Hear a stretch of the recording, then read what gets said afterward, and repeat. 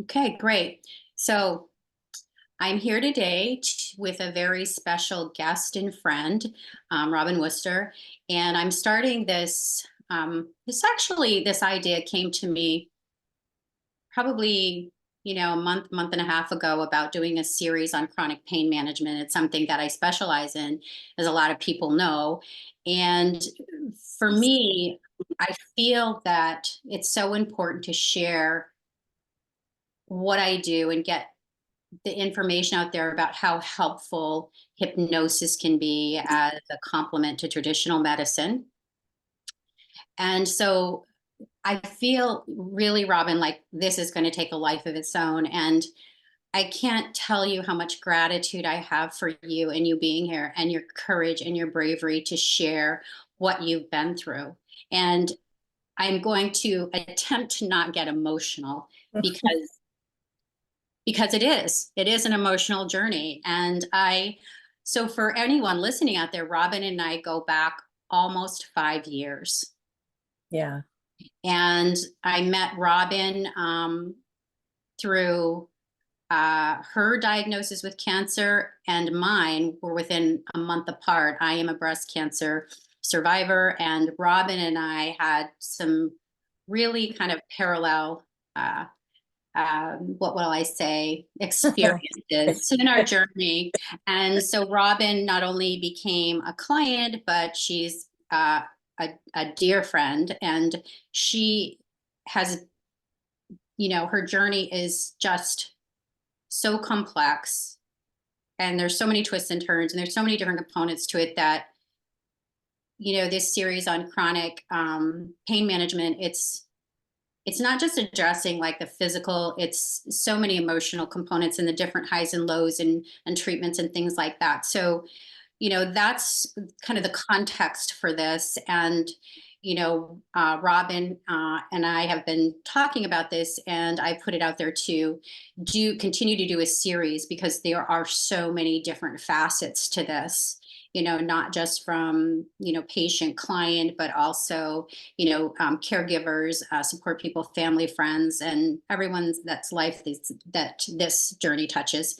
So, with that said, thank you, Robin, for being here. And yeah, if would just kind of introduce yourself and maybe just give some context about, your journey and kind of where you were at, and perhaps like, a little bit of your experience and kind of how you came across like this is a complement and in some ways an alternative for you, and just a little bit about yourself and a little bit of background, and anything that you feel comfortable to share. Okay. Yeah. So, unfortunately, most of my time here in Maine has been spent fighting cancer because we moved here, I believe, in 2018, in the fall, and then by spring, I had my my mammogram because I was late for it, and that's when I was diagnosed the first time with breast cancer. So, and I think that's kind of where you and Stuart crossed paths at the health system. Yeah. So, Yeah. and I know he was very impressed with you, all the speaking that you had done with, Yeah. with that health system. So just for context, like Robin's husband worked in healthcare, and I was doing coaching there. And so that's how we got in touch, just to add some context. And Mhm. Robin, I can't even imagine like coming to Maine new, no friends. Um, you know, I don't know if you were working at the time or looking for work, no real support system. And on top of that, having this diagnosis. And were Yeah. you, as you were saying, were you just going for your follow-up mammogram? Is that Yeah, I was overdue because we had been in the Midwest, and I'm like, oh, I should go. Plus, I felt something, so I'm like, I really should okay? go. So Was it yeah, an intuitive feeling, or was it were there physical, or was it like more an intuitive? a little bit of both. My sister was diagnosed at the same age as I was, 47, two very different cancers. But when someone in your family gets cancer, you're a little more alert. And so I think I was kind of thinking, well, I'm late, I'm overdue, and I should go in and get this. Plus, I'm like, I kind of feel something. So it was always in the back of my mind. But then when they're like, yeah, you need to come back for an ultrasound, it's like, everything just hit fast forward. And again, like you said, I was new to the state, and the healthcare is very different out here on the East Coast. And it was all a lot. And I had just started a job with an ambulance service, and everything got cut so short. So Talk to me about, because I can speak from my experience and I can share that, but talk to me about the emotional component, because chronic pain, we're talking about this in particular with cancer, but chronic pain has, so many applications, and there's such an emotional component to it. Tell me about when you were given your diagnosis, what happened for you? Can you describe that? yeah, and it's almost like it was a two-parter, because I was never supposed to go through chemo. So we had a plan. I was going to go in, get the surgery, do the rounds of radiation, and I'd be good to go. That was the original plan. So Okay. that in itself, I kind of compartmentalized, like, okay, my sister got through this, with flying colors, no problem. And there's no reason I shouldn't be able to as well. Mhm. And, then the surgery happened. They found that there was a node positive, and then there's the onco score, which is, I believe, like, what is your potential for reoccurrence with or without chemo, and was one of the highest numbers they had seen. So once I was told I was adding in chemo, it was almost like, no, this is not, because you Yeah. see in movies how it's portrayed. People, they die, they throw up, it's just a whole, that's the chronic piece of what I was thinking was going to happen to me. So Yeah. you have already in your mindset that you're not going to do well because of what is portrayed. Yes, yeah, which is almost like when we talk about the power of the mind, chronic pain, and the components to it, there's such an emotional psychological component of suggestive. What is suggested, what is out there, what does that mean, what does that look like? And then you're kind of trying to, disseminate what that means for you. And a lot of it is negative, right? So it Right. automatically is filling you with these emotions of fear and tension in your body, and that fight flight freeze that starts to kick in and kick Yeah. things into high gear. Yeah. And I think it's that piece of the unknown, because like I said, I was kind of okay with, the lumpectomy and the radiation, but then when we moved to the chemo, it was very devastating to think that the next 6 months I would be going through all of these poisonous drugs in my system. And I think that's about the time you and I really connected to, get me into my first hypnosis session, and then listen to the recordings. And I think getting that early on, coupling with me advocating for education, what's going to happen, what are you doing, and just being fully educated and aware what my options are, Yeah. adding a complementary piece of the hypnosis. And I think we did a few other things, but I think that was Good. grounding for me. Like, that was my space, that was my control. And Mm, so that, I know control, it's so elusive, right? We all think we have control, but right. How much control do we really have, right? right. So I think What you're that, talking about is taking control of that emotional state, yeah, regardless of what's going on and how horrible it is. What can you what can you do that is within your control, which is so important when you're right. going through really challenging emotional and physical Mhm. stuff. Yeah. And I think adding, well, like the visualization, I Mhm. remember I got really into one of the recordings, and I could see the blue ball, and just the things that it was suggesting. So I think really just letting your mind free up and being open to So those sorts of things. Yes. And so did you have any experience with hypnosis prior to your diagnosis or know anything about it? Not where I, we'd go see the fun comedy shows back in the day, but um But I for never really, clinical yeah, practice, not so much. Yeah. yeah, more like an entertainment piece versus, like something that would be of use to my body for healthing. I mean, you hear of the no smoking, the weight loss, but I Yes. never thought about like for anxiety or Yeah. reframing situations like the chemo. I never really thought about it like that, but Or the like, the what can you do with, the emotional pain too? Like it's that creates more physical pain and challenges. right, right.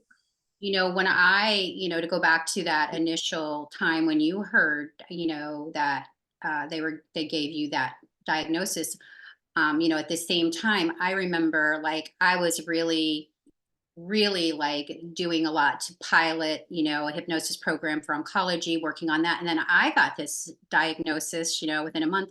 And the reason I asked you that is, I had a little bit of a spider sense that something was off. There's no history. I'm not the typical, so interestingly enough, when I got that phone call, you know, I do so much work in this area that I could always say before, like, I can only imagine, right? But then when I heard that word, it was like an out of body experience.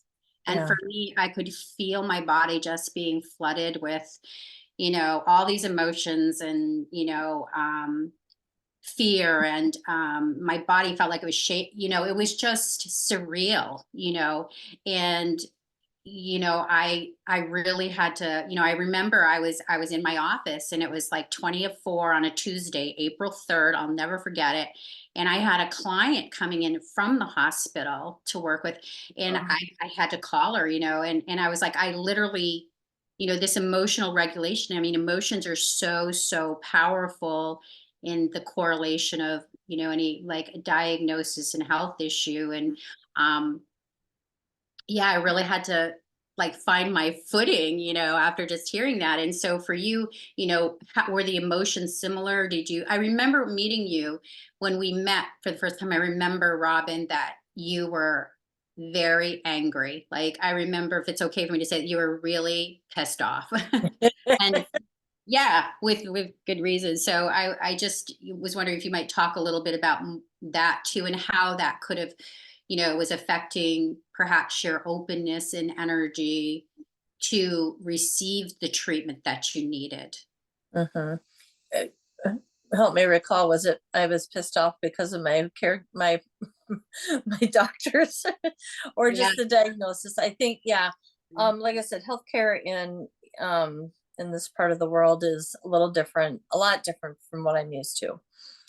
And I was very upset because I don't feel like I was educated, and then not being educated made you feel in the dark and more scared. And yeah, so it was like, why is this happening to me, and then why am I having to advocate for myself? So it was, yeah, I was a very angry individual about the process Yeah. and the lack of like sharing with others. Like, I don't know that we really talked to my team much about integrating you into it, but I don't think they would have rejected it.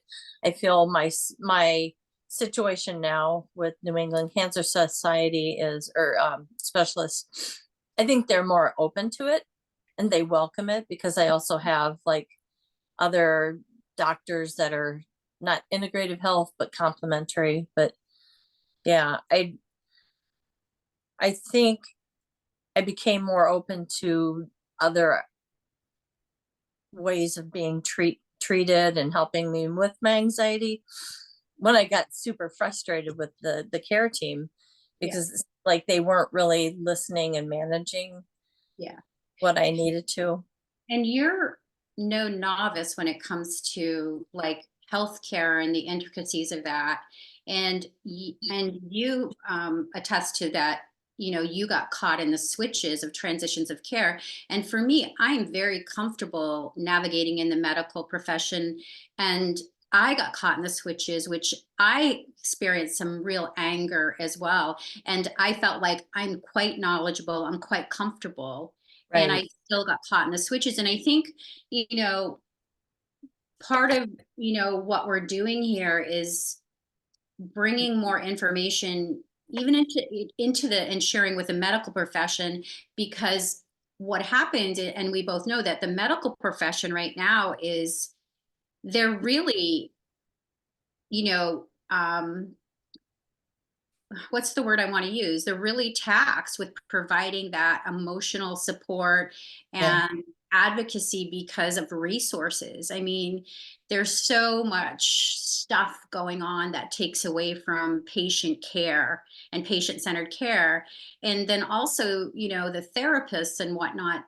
I mean, everybody's held to productivity and to numbers and things like that. And then Mhm. what happens is that emotional component, which is paramount in a person's ability to recover, to receive really effective treatment, to feel heard, to feel validated, that emotional comfort gets lost, or it's For sure. just, they just do not have the resources. And so I feel so strongly, and really bringing more and more awareness. I mean, one of my intentions when I first started 17 years ago was to bring more awareness into the medical profession of, what I do, and many of my colleagues and hypnotist friends around the world, what we can offer as a complement and how effective it is,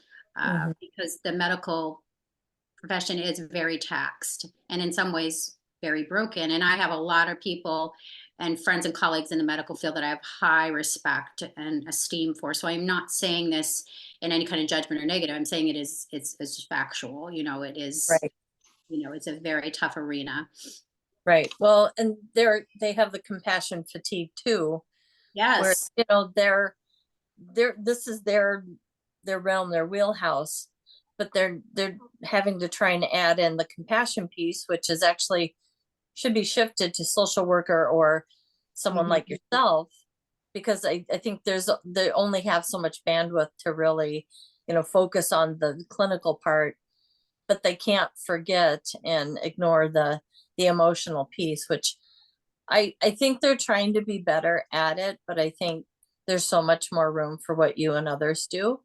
Yes, yeah, which is just, I think that, us having this conversation and you talking more about, like, how did it help you?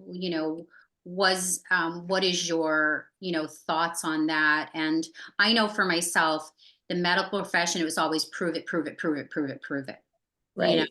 and what has happened is just kind of hanging in there with, you know, doctors, physicians, nurses, sending people, to me and kind of seeing the results of that emotional component, um, has, gotten more referrals, but it's also been very tough because it is that this modality to some degree is a prove it when people, because there's so many misconceptions about it, what it is and how it's utilized. So could you talk to me a little bit about, your, initial experience when we met and you came in, and the emotional place that you were at, and perhaps, some of the anxiety around infusions and what's going into your body. Can you share with me, how that incorporating that impacted you?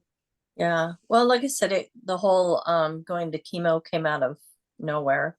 It was not in the game plan, so Yeah. I was not ready. So it was another thing to really piss me off about, wait a minute, you're deviating, this is something new. This is not how it's supposed to be. Plan. So, you know, get there goes the anxiety. And I didn't want to manage it with pills. I know there's a place for it, and I've taken different things for, depression, but I just felt like there was a better way to go through the chemo and kind of make friends with what was happening, Yeah. you know, not fight it, be educated, and, look into other areas. Like the hypnosis, I'd never really thought about, like I said, because it's more like, you'd see comedy shows but I think adding that piece initially to keep my fears about chemo down allowed me to heal, because I wasn't in the fight or flight.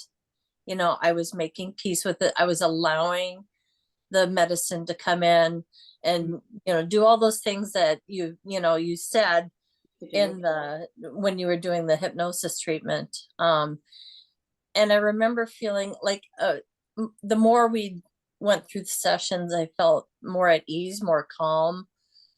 That elusive control that we think we have. Yeah. But I went into it feeling not alone and not scared, because I felt like I was starting to get another way to help me, that wasn't medical, that was more of an emotional piece, but was supporting the medical. So, So, here's the thing, when you think about, emotions, and emotions are energy. If you think about, the word E is energy and motion, and we only have so much, right? We only have so much energy. mhm, If we're in that constant state of fight, flight, freeze, and we're having emotions that are taxing, that's taking energy away from healing. right. So when you can do some things to go into that, relaxing and calming down the emotional state, the central nervous system, then what happens is that energy can go towards, that acceptance and, your body's ability to heal better and to recover better.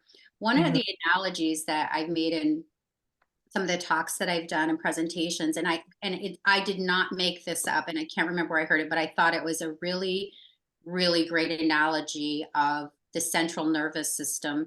And when we're in a constant state like of stress, or like I said, managing something really challenging emotionally with our health, our body's in that heightened state of alert and awareness, and a lot of stress hormones are being released. And so if we're not doing something to combat that, or the opposite of that, then that's kind of like running the show.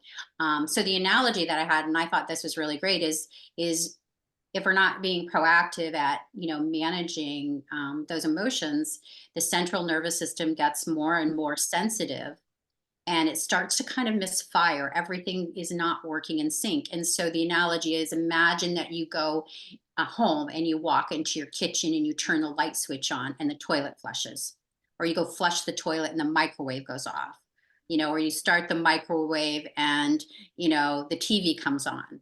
mhm, I like that analogy of like, I'm confused and misfiring, things are off. And so so what I'm hearing for you is that it helped to give you a sense of control, and it wasn't about um, liking what's going on, or how, anything like that. But what it has to do is you're taking control of your internal bodily systems and functions, so that you have more control over the healing process. Would that be? right. Yeah, yeah. Just accepting it and reframing. I Yeah. think that because I think what the dialogue that you used was about reframing mostly, and visualizing, and that really gave me something, because I would put that on when I had my infusion, and it would just help to. And I think I can't prove it, but I know at one point my heart rate went really low.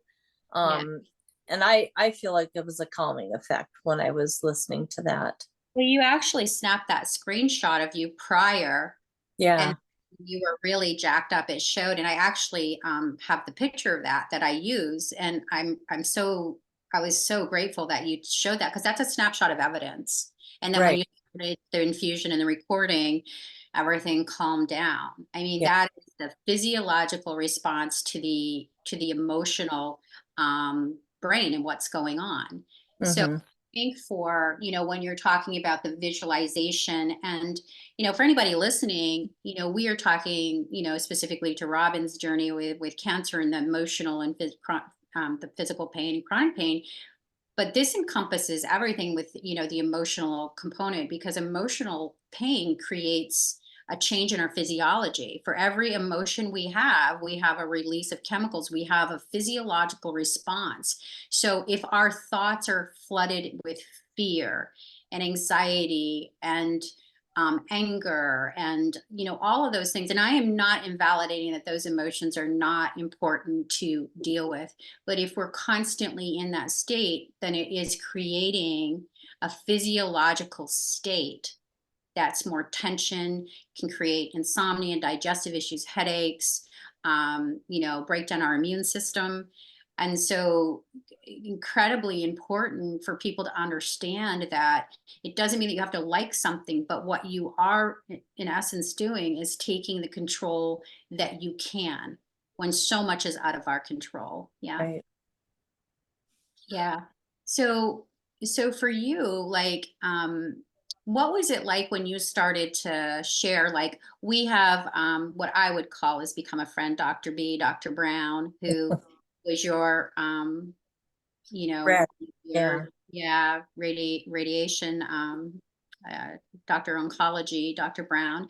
And he's a friend of mine. And he is actually someone that when I was working, doing a lot of coaching in the medical field, I originally, this is really interesting, Robin, because when I was doing coaching, I could not mention the H word because I wasn't being taken seriously. So I went Um, forward with emotional intelligence, relationship coaching, connection, things like that.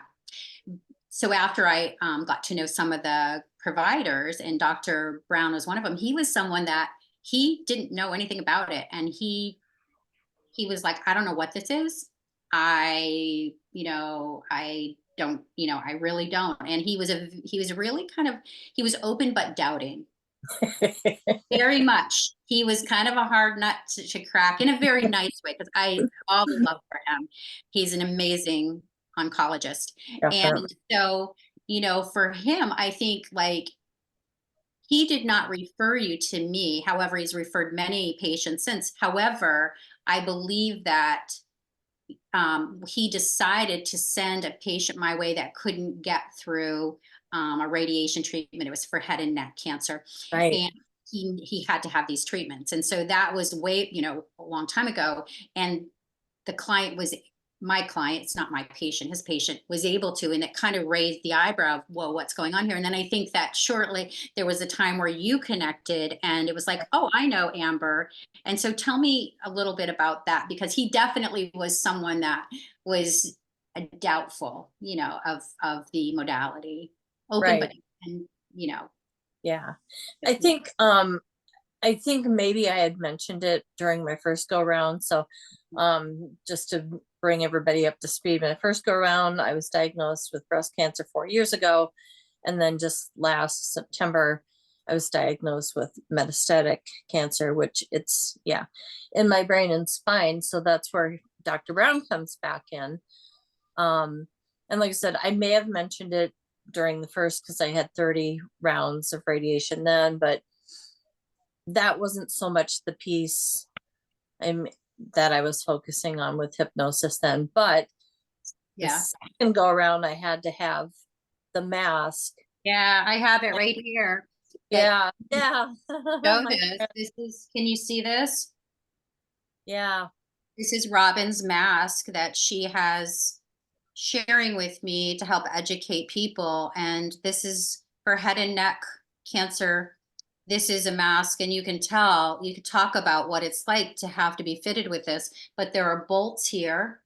So you're on a table, this is covering your face and you are bolted down. Then the machine comes down and delivers treatment. And I can't tell you, like, if you're not claustrophobic at all, it is incredibly challenging, not to mention if you are. So yeah. um and also just for context, um for people listening, that Robin's journey, and she just touched on this, she had the diagnosis, went through tremendous amount of treatment, chemo, radiation, all kinds of surgeries.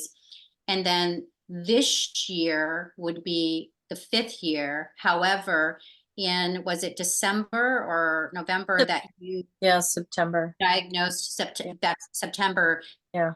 cancer came back, Robin, and I remember you reaching out to me. And so let's start like from that point. And I remember the message. I literally like froze in my tracks when I got the message from you, and I didn't believe you. I was like, no freaking way. No Yeah. freaking way. Yeah. Because I was like, you're going to live a long life without cancer. And then I found myself in the ER for some other reason. We did a chest CT, and Unrelated. yeah, the doctor was just like, I'm so sorry. I remember I was sleeping. He woke me up. He goes, tell me again about what happened with your breast cancer. I'm like, why are we doing this? And then it was, trying to communicate with people. Like, I know I reached out to you because I knew I was going to need you again. But just in disbelief that I got 4 years out of my, the maintenance pill. Yes. But, yeah, I mean, that's the last thing I would have ever expected Yeah. to say, oh, guess what? It's back with Yeah. a vengeance. Like being God smacked. It's like, wait, what? Yeah. Yeah. Yeah. And this is I would say a harder journey because there is no end in sight with metastatic. It's not like, oh, we're going to do operation, chemo, radiation, and you'll be done. It's always going to be fighting it until perhaps maybe those tumors will give up. And they are. We're seeing some good response, but yeah, it's a very, this is the chronic illness that, Yes. this is the chronic illness piece. I know that cancer generally is, but when you're metastatic, you don't have those, oh, you'll be done in 10 rounds, or so it's harder to keep that mindset Yes. Yeah. focused. So I know we did some work about letting go of some emotional things that happened prior to my radiation. Um, I can't remember what you called it with the finger. Yes. The rapid emotional release technique. We Yeah, did yeah, this. I remember when you came in, you were just beyond yourself. And, we, for me, the intervention was, okay, we need to get you to a calmer place immediately.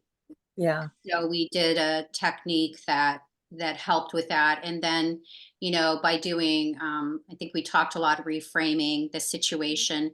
And, reframing is simply looking at it from a different point that's more advantageous, giving you a different perspective that is going to serve you better, even though the situation, you know, sucks. But right. one of the things that I wanted you to talk about was when you were told that you had to have, the 10 rounds of the head, the radiation for your brain, but also having the port put back in, which was another like emotionally Oh, triggering. And that's it. yeah, I mean, we keep talking about this emotion because the emotional components are just so in chronic pain are so important to tend to. And it's challenging because it has to be intentional, because emotions are the most powerful part of us as human beings, and they will win. They will take over every single time if we're not intercepting that right. with some strategies. Yeah. Yeah, the port this time was disastrous. You know, I'd had the same doctor do my liver biopsy just days before, no problem. But for some reason, the port insertion, which I'd had before, which had gone fine before, and I had no doubt I had no reason to doubt this doctor because he just, took Yes. my biopsy. Right. Um, Right. Right. You were but trusting. yeah, the issue came was when I'm like, I feel that. I'm like, stop. And I said it 3 times, the staff documented it. So that was a very vulnerable, and I think that just started everything out with a very bad tone. Like, oh my God, is this what's going to happen now? No one's listening to me. I'm not feeling validated. I'm not feeling heard. Exactly. And then when we went for the mask fitting, I think there could have been better instruction. Like, listen, this is going to get, it's hot, it's going to Yeah. compress. No one told you that. Yeah. And I think just not feeling heard or feeling like I had an out, Yeah. that just like snowballed right back into the disastrous port. And, but Added on top I, of the emotions yeah. piling on, like fear and self-protection, and no one's listening to me, and Mhm. what's coming next because they didn't tell me this. Yeah. I'm a big advocate for education Yeah. because that does take away the fear pace a lot of times. And it could have been just like a fluke with me. What happened, it got very tight, but it set for such a panic that I'm like, how can I do this? Yeah. How am I going to get through these treatments? So, Yeah. yeah, so I think you and I did some really quick emergency work, and the wrist holding, it was almost like I was securing myself. That was a technique. You're like, this is what you can do, Mhm. and just knowing I had advocates. I think I had you there in the room, and then just knowing that they were a little more on alert. And I think that should be everywhere in healthcare. You should just feel like you have an advocate. Yeah, yeah, absolutely. And, this is, where what's really great was, for me was to be allowed. I'm so grateful that for one, reached out to me again, but that I was, able to help you. And it's really not me. I mean, it's what I do, but it's you being open and understanding that, that this is very powerful, and that, you can experience having some control by doing, putting, some tools in your hands. So not just the work through hypnosis and reframing. I remember, I think one of the things for people listening is, the mask that I was showing just a few moments ago. It's very alarming looking, and it's kind of like, metaphorically, one of the metaphors that I've used before with clients is that it's like Beauty and the Beast, right? He turned out to be her, her protector, and all of these wonderful things. But initially, it was very scary. So kind of like somewhat making, kind of relaxing into the process and the treatment of, this is going to help me, and also, giving you tools that you can use for yourself, because so many people think that they have no control over their emotions because they are so powerful. Mhm. And it's actually, you can. And I mean, you've experienced that, and it's not that it's always easy. It's possible. It's absolutely possible if you're open to it, and it's one of the best things that anyone can do for themselves. And so, I remember, Robin, you were like, I have to have 10 of these, and it's coming right up. I think you're you I don't know if we met right away, and I think I told you, I said, because you were asking me about maybe taking something, my advice. Mhm. And I said, well, if that's what, you feel you want to do, let's work together. Let's get you in here like right away and do some Mhm. work, emotional work. Um, Right. I think that might have been a Friday or a Monday. I can't remember, but your treatment was like literally like within a few days of that, if my Yeah. memory is right. And I think there was a real panic there on how am I going to get through these 10 treatments? How am I going to do this? Yeah. And, um, Yeah. and you did. Go ahead. Yeah. And I think a lot of things like you said about the mask was not really calling it a mask, but like part of the healing treatment part, on your it was, on your care team, your support team, like this is part of, in some way, is that? yeah, I think we just didn't really call it the mask so much as, like just part of the treatment, it's just another piece, and Yeah. accepting it. And you know, I know I had to just like kind of calm down before those bolts went in, but Yeah. I think just, as I'm on the table, just keeping those fresh thoughts and just like knowing like I had you guys on the other side, and I It's was being watched. like your dominant thought was to, you know, this is part of my team. This is part of my um, me getting through this and accepting this treatment Right. and this is helping me and Hmm. kind of feeling that you have to fear it. Uh, Right. yeah, and so you got through those 10 treatments. Yeah. Yeah, and I was honored to be there, and I know one of the things that's been really great is I've been able to participate a lot from just from this sharing and people like you sharing how hypnosis and techniques which are the tools and techniques that I've given you and that I share with my clients. There's a term, it's called self-directed neuroplasticity, which means you're kind of rewiring those neural networks, and there is a science that goes with it, but it's very, very empowering. And I think like I've been really honored and grateful that through the information improving, right, within education and also working with clients, that I've been able to go in and actually be with clients and be there supporting their treatments. And I think that is also, I really feel like, having um, access to this modality and that this particular type of emotional support is just paramount for people going through this type of journey, and to talk and share more about the success and just how it's been helpful. I know for myself, I had to practice more what I preach when I was diagnosed, and my journey was different, although we had some of the same doctors and Yeah. surgeons. And my option was to um, I had at the time, there were more than this, but primarily I could have gone with, lumpectomy and daily radiation for like 6 weeks. And I chose a double mastectomy. That's what I chose to do with reconstruction.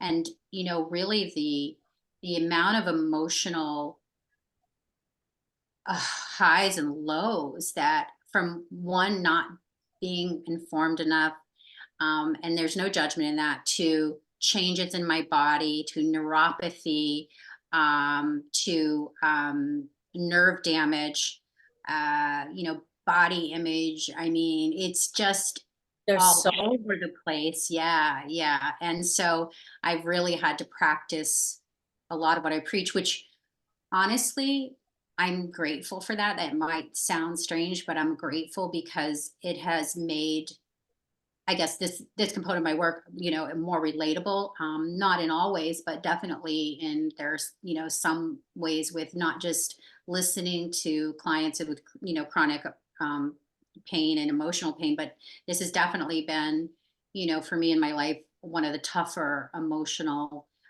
that's called just emotional suffering, and for me to really practice and put into action more so like my work, and what right. a difference it's made. And I've had a lot of like colleagues that do what I do help me and give me sessions and things like that. So it's really been quite amazing. So where are you, like, with this at this point? I mean, I know, but just sharing like where you're at mentally and emotionally, and just um, and I also wanted, you said something that I thought was really important before I started recording about purpose, because when I asked you if you would be interested in this, I mean, your life has totally been turned upside down. And Hmm. in what you do in your life and what you can do and how you feel, things like that. So So you said something to me that I thought was a really interesting emotional component when you're in chronic pain and have challenging, and it's like you almost feel like it just takes over everything, right? And so you said something to me that you felt useless. Yeah, And yeah, I'm just like, I think that's such an important thing to share because it can feel like, you're not only battling this, emotional ongoing, like taking care of the emotion so your body can heal and you can rest, but there's this sense of what's my purpose now? Where do I go from here? And what does this mean in my life? And I think that's a really important thing to talk about for a minute if you're willing to. And kind of share, how that's manifested for you in your day to yeah, day life now. yeah. Well, it's oddly, both cancer journeys started with me starting out in a new career, the ambulance, and then I had just taken a job as a one-on-one at a local school. So, you cut that piece out because you don't know where your treatment's going to take you. Right. It's Um, uncertainty. It's the unknown. It's all yeah, uncertainty. yeah. So that's been frustrating because it's always, especially this time, it's what's next. My tumor markers were rising, but there was no growth shown Mhm. on these scans that I was having done. But it turns out when I was off the chemo, that's when I had growth. Thus, the cancer markers went up. So again, at the proof of different things. So it's just been a constant juggle of what's next. Should I try to work at a job? Where should I work? You Yeah. work at school, it's a giant petri dish. Yeah. You can't really do that. So it's a lot of feeling like you can't do anything, and really you can't because Where you're am not where do I go beyond treatments and the uncertainty and day to day how I'm feeling? Like, where do I find that purpose and meaning in my life now? Like, and right, right. instead And of the opposite of feeling useless, right? Is it's almost like, when we go through big changes in our life, sometimes it's like an identity crisis. It's like, well, who am I now? And what is this, who am I? You know, who am yes, I now? I'm yeah, not going to be, part of, that paramedic part. I can't do that anymore, or I'm not able to do this. So I think it's so important in some way for anyone that is, you know, challenged with not only the emotional component of care, but also like, okay, where am I going to find feeling purposeful and feeling like I can use my voice or my story or something, or what can I do in my life? What is it right. to me? What does make me feel good? What brings me some joy or satisfaction? Yeah. That's why I was thrilled to be able to do this because I do the Caring Bridge, I do the blog, and Yeah. people are so grateful, and it's my outlet. I love to journal. I love to share my story, only to like not promote myself, but Yeah. to share like what I'm going through and what other people might be going through. But Yeah. I think it's not as talked about, and I Yeah. want people to know, like, yeah, there's some really ugly sides to this, but there's some glimmers of beauty. Like Yeah. I have my neighbors all the time coming over, and Mhm. just they just know, make me dinner or bring Mhm. cookies or just keep me company. I mean, the response of my little community here has been overwhelming, and just you might not feel like you have a purpose, but you definitely feel loved, and Yeah, I'm and you feel like it's almost like though there's a level and a such a level more of a level of depth and human connection through this suffering that's yeah, uplifting, and also using your voice like being here, and thank you, because I know some of the stuff you talk about is difficult. And then also when you're talking and sharing, Robin, there are people that read your writing, and not just about your emotions and feelings, but also, things that people wouldn't know that you can share, or ways to advocate, but also like it touches people and like, oh, I can relate to that, or, talk about that, or someone understands. And it's just so powerful because, you know, our basic human needs are to connect. We're meant to connect. We are meant to Right. connect. That's the threads that bond us, and emotions, right, wrong, whatever. We're all human. We all share the same. And so, through that connectedness, there's a real healing element. And I'm so grateful that you're here and you feel that this, by sharing and being willing to be a co-host with me, and we'll pick different topics around that this feels purposeful to you, Yeah. because with so much gratitude that you're willing to be, so open and transparent with, Yeah. in a difficult time. you know I know we're going to be wrapping it up. One of the things that made me think about, and I don't, if anybody listening, I highly recommend this, one of the best books I've ever read, and it's Man's Search for Meaning by Viktor Frankl. And the whole premise of that book was about making meaning out of your suffering. He was in a concentration camp, and it was horrific. And, what he survived, and the way that he did that was to really, not lose hope, and really take control of, the way he thought about things, and hope and visualize, a different future. And that he could use that suffering and pay kind of homage to it, that it wasn't for nothing, that is, his family didn't die for nothing. And then he went on to create logotherapy, or meaning therapy. So if anyone has not read that book, I highly recommend it. It's one of the best books I've ever read, Viktor Frankl, Man's Search for Meaning. And so when you were sharing that, for me, this is making meaning to what's going on. Yes, for sure. It's You a know, good outlet. yes, yes, because people can hear that you can have some control. You can, help your body to relax and heal, and you can get through, challenging times in, a calmer, more relaxed way, and really, take control of those emotions and physiological aspects as much as you can, really. So I just, I can't thank you enough. Is there anything that, as we kind of wrap up this part one, is there anything that you want to say before, we uh, end this part one session? Anything that would be important for you to say or share, or about anything that we've talked about? And Uh, also, any question, I know there's a couple people listening in. If they have any questions, please unmute and feel free to ask some questions. So I know Scott's been there. Thank you for listening. And Hannah just popped on, who is my daughter.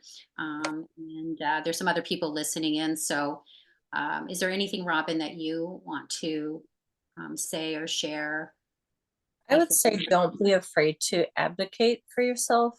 I had to do it throughout both journeys, but like if you feel very strongly about, like, if I wanted to take you, Amber, in to a session, and if it was okay, I think they should accommodate those things. And, until you get a reason, like why not, is a security thing or whatnot, I think having that support system, or just advocating for yourself about what you want in your journey, regardless of what it is, if it's cancer, if it's chronic pain, if it's not a conventional thing, I think we need to be heard to help us get what we need in our journey. It might not be conventional or what everybody else is used to, but I think having someone hear you out is important.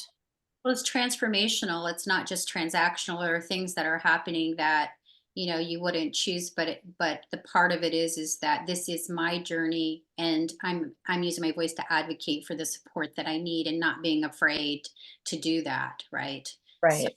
yeah. If there's any, does anyone have any questions for Robin that's listening I in?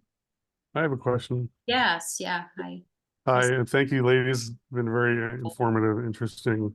yes. And my question is more about hypnosis, and because I'm not practicing, but I am a certified practitioner, and I have, some family members that have chronic pain concerns. Did you have specific hypnosis sessions that were designed like with embedded commands to change the state so when the treatments were to begin that you would kind of alter your sense of pain receptors and that type of thing, or was it more of a matter of just a mindset adjustment to prepare yourself to this is obviously a frightening ordeal to put that aside to get through the treatments. And I hope I'm clear in what I was asking. Like, Yeah. is there a distinction between the Mhm. types of counseling versus therapeutic that you've done together? It's a And combination. either one can answer. Okay. Yeah, Scott, it's a combination of everything that you say. So it's a combination of embedded commands, state control, visualization, and then also tools that you can anchor with your client that they can use when they're actually going through the treatment that can bring on that state. So everything that you're saying, I use all those components. So, it's an integrative approach. I mean, I'm a hypnotist and that's very powerful. I also use other things like emotional freedom technique, rapid eye Right. movement, Mhm. NLP, like again, the anchoring, working on beliefs, because beliefs, when we first started talking, beliefs are so important because what does this person believe about, their chronic pain? What is the relationship with it? So everything that you're saying is all a part of what I do for the whole, so that um, what might work better for one person might be different for another, so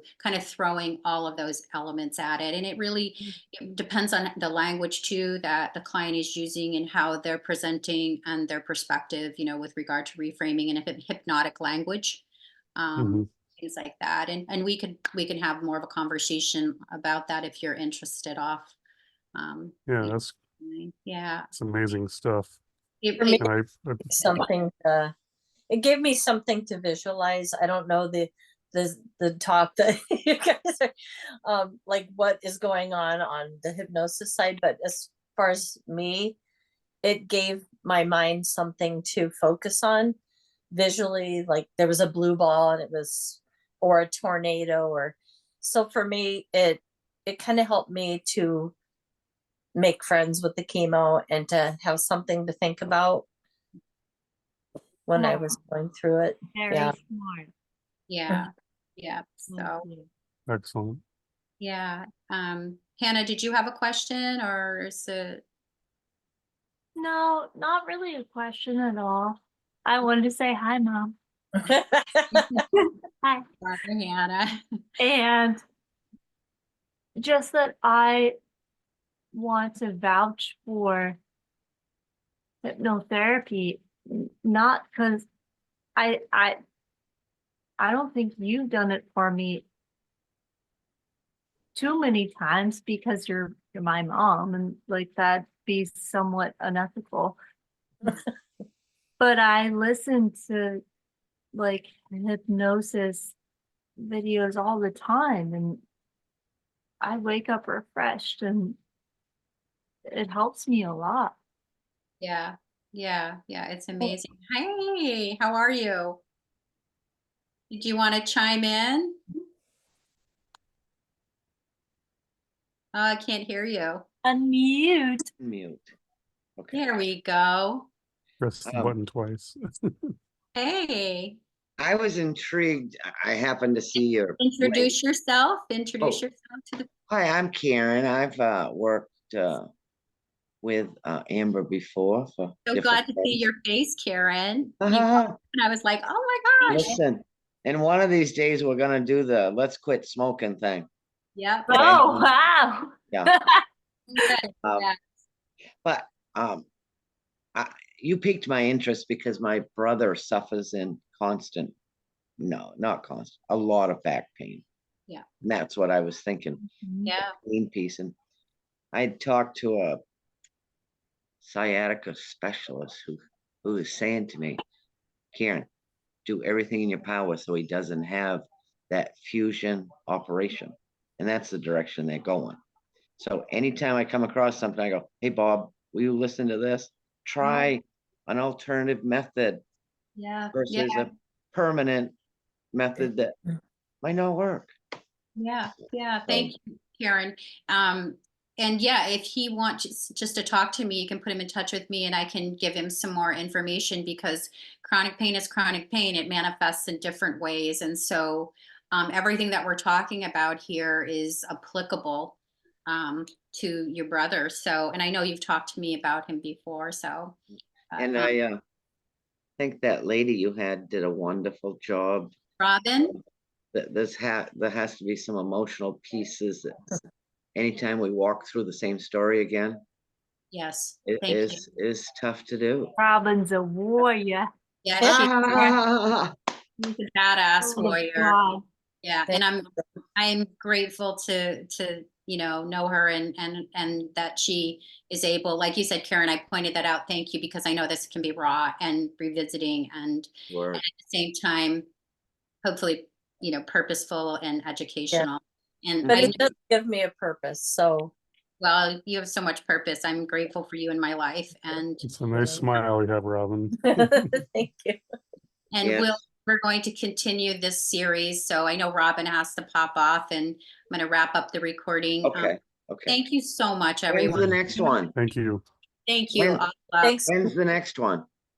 I'll give you the heads Okay. up, Okay. and probably the week after next, and I'll let you know. Yeah. Okay.